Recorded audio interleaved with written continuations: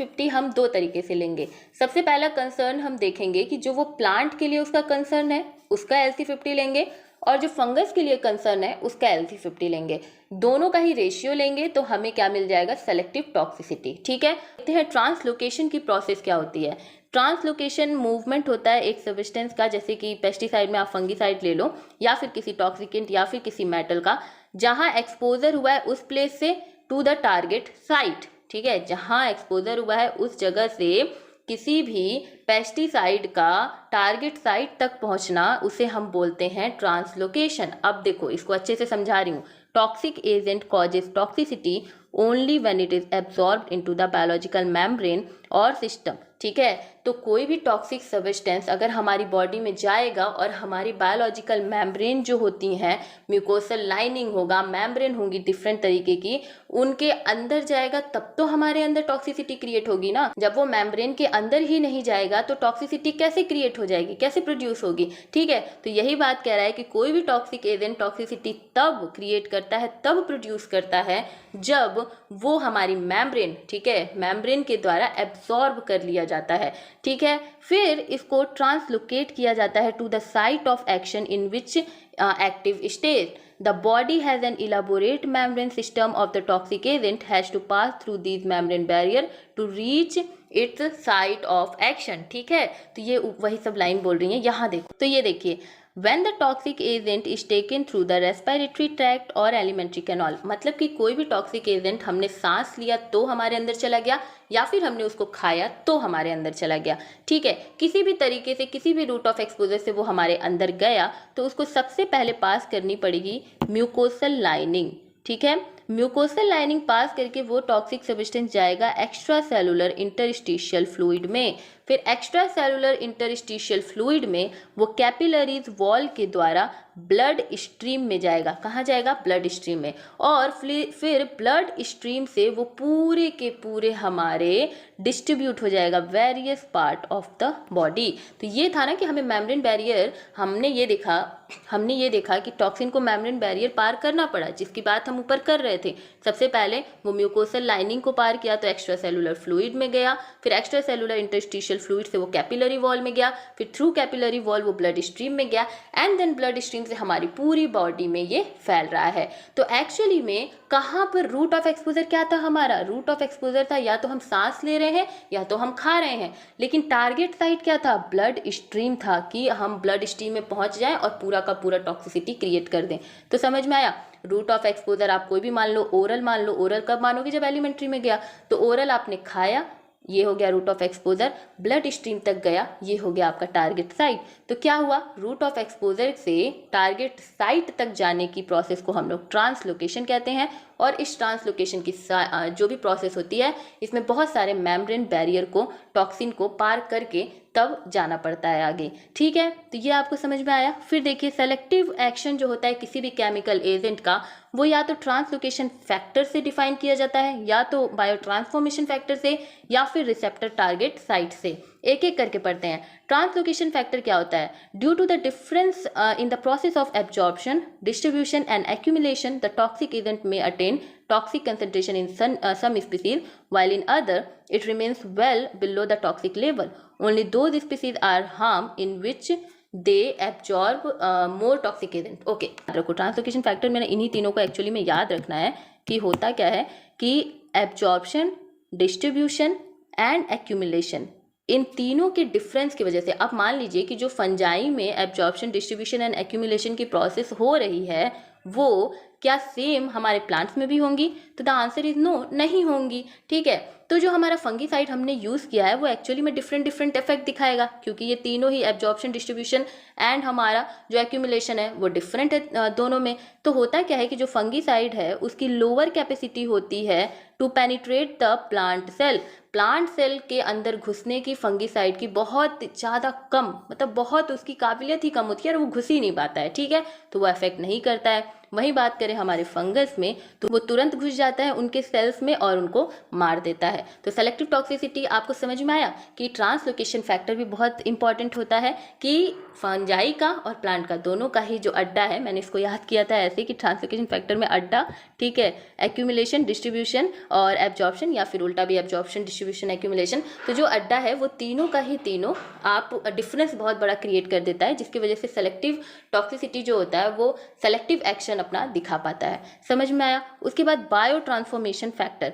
Bio transformation factor क्या होता है कि rapid detoxification and excretion of chemical agent in one species while in slower rate or total absence of these process in another may result in the attachment of toxic level in the latter. Again देखिए biotransformation में ये होता है कि आपको पता है कि मान लीजिए हमने कोई टॉक्सिक सब्सटेंस लिया है, कोई भी टॉक्सिक एजेंट हमने खाया है, तो अगर हमारी हमारे अंदर एक्सक्रीशन की प्रोसेस अच्छी है तो वो एक्सक्रीट होकर के बाहर निकल जाएगा बहुत जल्दी, ठीक है। या फिर हमारे अंदर रैपिड डिटॉक्सिफिकेशन का होता है, भाई लीवर में होता है ना डिटॉक्सिफिकेशन, तो अगर लीवर ने डिटॉक्सिफिकेशन अच्छे से कर दिया तो क्या वो टॉक्सिक इफेक्ट बहुत ज़्यादा दिखाएगा? नहीं। लेकिन क्या आप हमें बता सकते हैं कि किसी भी इंसेक्ट का, ठीक है, मान लीजिए हम एक इंसेक्ट का एग्जाम्पल ले रहे हैं और हम एक मैमल का एग्जाम्पल ले रहे हैं, तो इंसेक्ट का एक्सक्रीशन का प्रोसेस और डिटॉक्सिफिकेशन का प्रोसेस सेम होगा क्या जैसे मैमल्स में होते हैं? तो द आंसर इज नो। तो same here the example is कि जो हमारा मेलाथियोन है जो कि एक ऑर्गेनोफॉस्फेट, ठीक है, जो कि एक ऑर्गेनोफॉस्फेट इंसेक्टिसाइड है, ये क्या होता है, इसकी रिलेटिवली लो टॉक्सिसिटी होती है मैमल्स में। मेलाथियोन आप पढ़ोगे, जब आप प्रैक्टिकल करोगे तो आप उसमें देखोगे, तो मेलाथियोन की लो टॉक्सिसिटी होती है मैमल के केस में, क्योंकि हमारे पास अच्छा खासा एक्सक्रीशन सिस्टम है, हमारे अंदर बहुत जल्दी डिटॉक्सिफिकेशन की प्रोसेस होती है। तो मेलाथियोन हमारे अंदर ना डीकम्पोज मतलब एक्यूमुलेट ही नहीं हो पाता है और वो एक्सक्रीट होकर के बाहर निकल जाता है। लेकिन अगर हम उसका छिड़काव इंसेक्ट पे कर दें तो ये क्या करते हैं, this process is much slower and result in a larger concentration of insecticide which become toxic in insect. तो मेलाथियोन का अगर हम, तो मान लीजिए कि मच्छर वाली दवा आजकल पूरे मोहल्ले में फैलाई जा रही है ना, ऐसे आप देखते हो कि धुएं से पूरा धुआं आपके घर में आता है, मच्छर मारने वाली दवा लोग बोलते हैं उसको। तो एक्चुअली में एक्सपोजर तो हमारा भी हो रहा है ना, ह्यूमन बींग भी तो एक्सपोज हो रहे हैं और इंसेक्ट भी एक्सपोज हो रहे हैं, लेकिन हमारा जो एक्सपोजर है थ्रू रेस्पिरेटरी ट्रैक्ट हमारा होगा, ठीक है, हम सांस लेंगे तो हमारे अंदर चला जाएगा। लेकिन हमारे अंदर जो हमारा रैपिड डिटॉक्सिफिकेशन और जो एक्सक्रीशन का प्रोसेस है वो बहुत अच्छा है। तो वो जैसे ही हमने मतलब हम उसके एक्सपोजर में गए, हमने सांस ली, थोड़ी देर कुछ दिनों बाद वो सब ठीक हो जाएगा, उसका उतना इफेक्ट नहीं पड़ेगा। लेकिन इंसेक्ट में ये बहुत ज़्यादा वर्क करता है और ये इंसेक्ट को मार देता है, क्योंकि इंसेक्ट्स में जो रैपिड डिटॉक्सिफिकेशन है या फिर किसी भी केमिकल एजेंट के एक्सक्रीशन की जो प्रोसेस है वो बहुत कमज़ोर होती है। तो इस तरीके से भी हम सेलेक्टिव टॉक्सिसिटी को देखते हैं कि बायो ट्रांसफॉर्मेशन फैक्टर भी जो है वो भी बहुत ज़्यादा हेल्प करता है, ठीक है। तो अगर हम बहुत ज़्यादा मेलाथियोन दे देंगे किसी भी इंसेक्ट को तो वो आप जान लो कि वो मर जाएगा, ठीक है। आप अगर उसके एक्सपोजर में आते हो तो आप मरोगे नहीं, बट या स्टिल अफेक्ट करेगा, बट मरने वाली सिचुएशन नहीं आएगी, ठीक है। नाउ हम लोग थर्ड बात करते हैं रिसेप्टर टारगेट साइट। ये तो बहुत ज़्यादा इंपॉर्टेंट और बहुत कॉमन सेंस वाली बात है कि अगर हमने कोई भी टॉक्सिक एजेंट यूज़ किया है तो भाई जो उसका रिसेप्टर साइट होगा वो वहीं पर तो जाकर के अफेक्ट करेगा ना, वो थोड़ी वहीं कहीं भी घुस करके अफेक्ट कर देगा। तो रैपिड ओके तो देखो ये वाली स्लाइड ना ऊपर वाला ही डायरेक्ट यहाँ पर डुप्लीकेट हो गया है, ठीक है। तो मैं जो बोल रही हूँ कैन यू प्लीज़ उसको आप लोग लिख सकते हो, तो जो जैसे ही मैं बोल रही हूँ उसको आप लिखते जाओ, ठीक है। तो सबसे पहले आप नोट्स बना लो। Selective toxicity of many chemicals is due to the fact that they are capable of disturbing certain species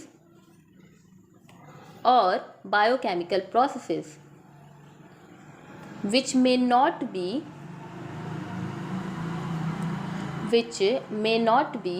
present or are not very significant in the desired species।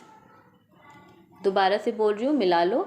Selective toxicity of many chemical is due to the fact that they are capable of disturbing certain species or biochemical processes which may not be present or are not very significant in the desired species।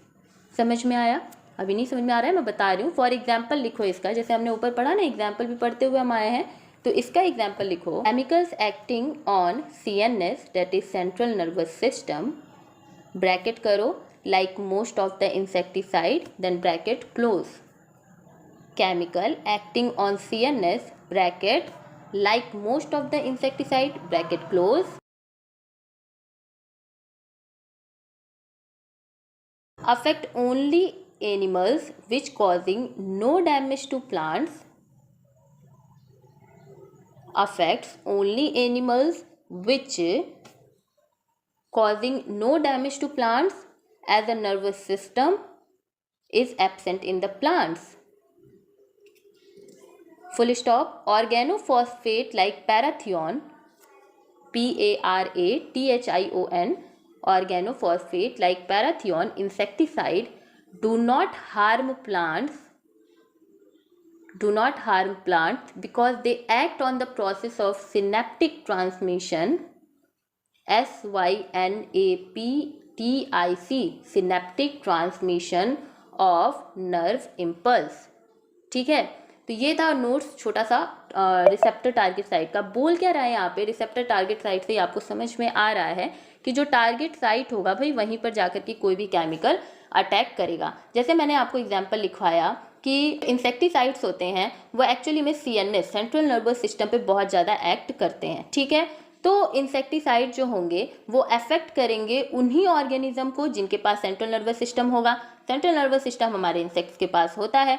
तो जब हम use करते हैं insecticides का, तो हम ये भी ध्यान रखते हैं कि भाई हमारा टारगेट साइट क्या होना चाहिए। सेंट्रल नर्वस सिस्टम हमारा टारगेट साइट है, तो क्या सेंट्रल नर्वस सिस्टम हमारे प्लांट्स में है? बताइए भाई, जो सेंट्रल नर्वस सिस्टम है, हमने इंसेक्टिसाइड को हमने छिड़काव किया है प्लांट्स पे, क्योंकि हमें इंसेक्ट को मारना है। ठीक है, मान लीजिए कि हमने पैराथियन का छिड़काव किया है। ठीक है, पैराथियन कंटेनिंग। ठीक है, तो जो हमारा प्लांट है, क्या इसके पास CNS है? तो आप बोलोगे नहीं भाई, सेंट्रल नर्वस सिस्टम प्लांट्स में कहाँ है, सेंट्रल नर्वस सिस्टम तो इंसेक्ट में है। तो टारगेट साइट हमारा सेंट्रल नर्वस सिस्टम था, बस हमें मिल गया, इंसेक्ट के अंदर सेंट्रल नर्वस सिस्टम है, हमने इंसेक्टिसाइड छिड़का और ये खत्म हो गए। लेकिन प्लांट के अंदर सेंट्रल नर्वस सिस्टम नहीं है, तो ये बचे रह गए। तो ये छोटी मोटी बातें थी जो मुझे आपको बतानी थी, एंड आई होप कि आपको ये बहुत ज़्यादा हेल्प करेगी। बहुत ज़्यादा इंपॉर्टेंट टॉपिक है सेलेक्टिव टॉक्सिसिटी, 10 नंबर